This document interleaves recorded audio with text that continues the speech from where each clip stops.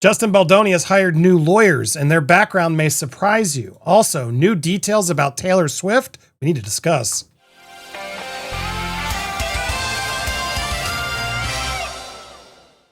Welcome to Popcorn Planet. I am Andy Signore, and yes, this just in. 2 new notices of appearance.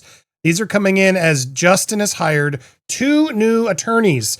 Wayfair has brought into their team Alexander Shapiro and Jonathan Bach. Now, at time of filing, no lawyers have withdrawn their services. Doesn't mean they're replacing. It means they're adding as of now. So take that as you will. And we've always sort of talked about the fact that, no disrespect to Friedman or the team, but I've talked to many lawyers who've said Friedman's not always a trial attorney. He's a guy you get to try to settle things. And as this case is gearing up, I think many expected other attorneys to come in to potentially help them with trial, or in this case, maybe even the appeal. As we look into who these attorneys are, I can break down a little bit more information and some of their background. Alexander, on her website, is described as one of the nation's leading appellate lawyers, noted for successful results in high-profile white-collar matters. She has won appellate reversals in many criminal and civil cases. These victories included 2 Supreme Court decisions narrowing the scope of the federal fraud statutes, Simonelli versus United States and Parocco versus United States, as well as multiple second court rulings granting judgments of acquittal and new trials. Alexandra argued Salmon versus US, the first insider trading case heard by the Supreme Court in 20 years. She's also an experienced trial lawyer and began her career 30 years ago as one of Justice Ruth Bader Ginsburg's first clerks on the Supreme Court. Her practice focuses on appeals, white-collar defense, and complex civil litigation. She has successfully represented prominent Wall Street professionals, celebrities, corporate CEOs, public officials, and major public and private companies. She recently made headlines, as many of you may recall, as one of Sean Diddy Combs' defense lawyers.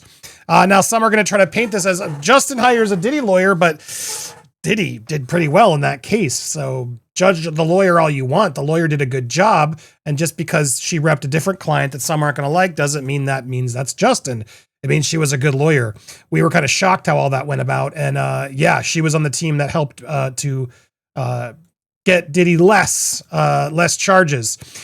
So as we go in this more, her partner at the firm,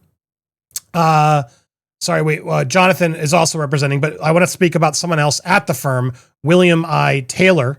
Now, we eagle-eyed people on Reddit, et cetera, notice this. Look who he clerked for. Let's make that a little bigger. Who has he clerked for? Judge Lyman.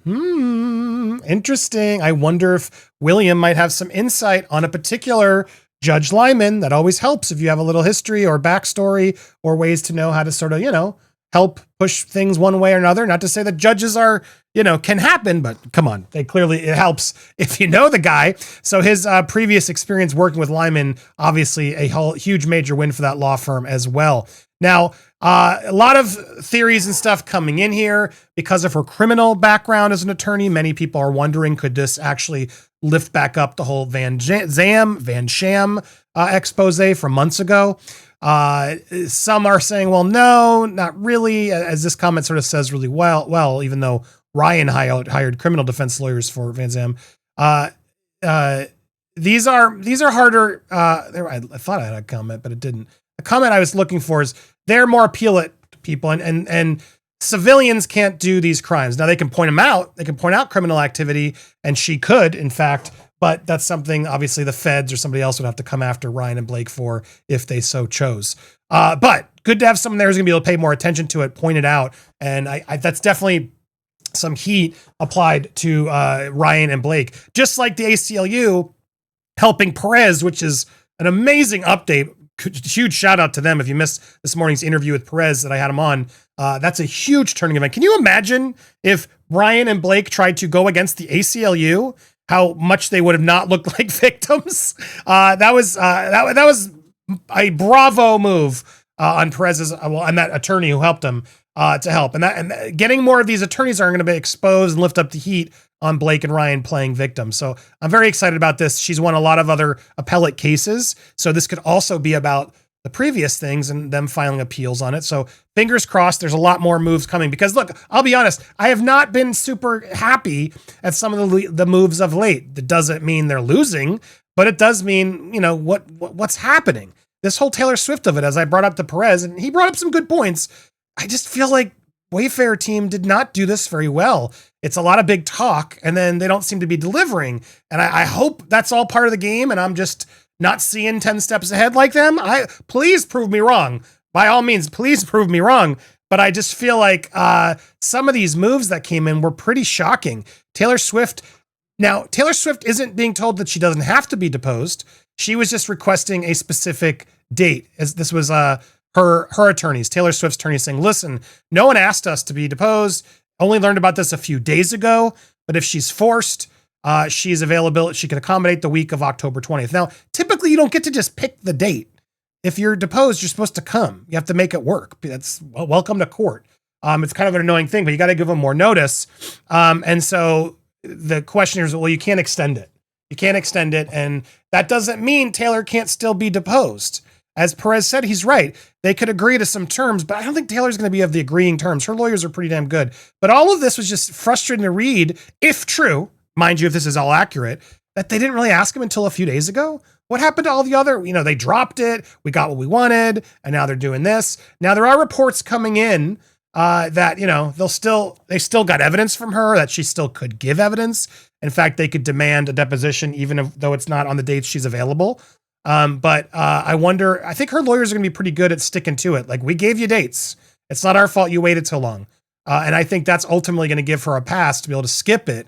And I think she's going to do whatever she can to skip it, which is frustrating, because I do wonder if she has intel, especially if Blake told her to delete her texts.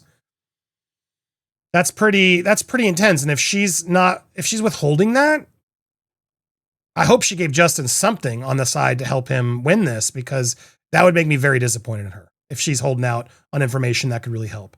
But anyway, long story short, it's not over. A lot of the reports out there inaccurate, saying that she doesn't have to depose. It's still on deck. He still has time. He just has to do it now, I guess, before that, in October, rather than the week of October 20th, I guess it's the end of September. They're going to have to give her new dates, and then we're going to see if she says no, if she's going to get away with saying no, if Justin's going to really keep pushing, or will this allow them to get more of what they thought they already had? We shall see. Confusing nonetheless, but we shall see what happens here. And then one other just lawyer update, interestingly enough, Maureen Comey, another Diddy lawyer, is now suing the Trump administration, saying, I want my job back. And she's putting together a pretty damn good case, saying, like, you don't get to do that.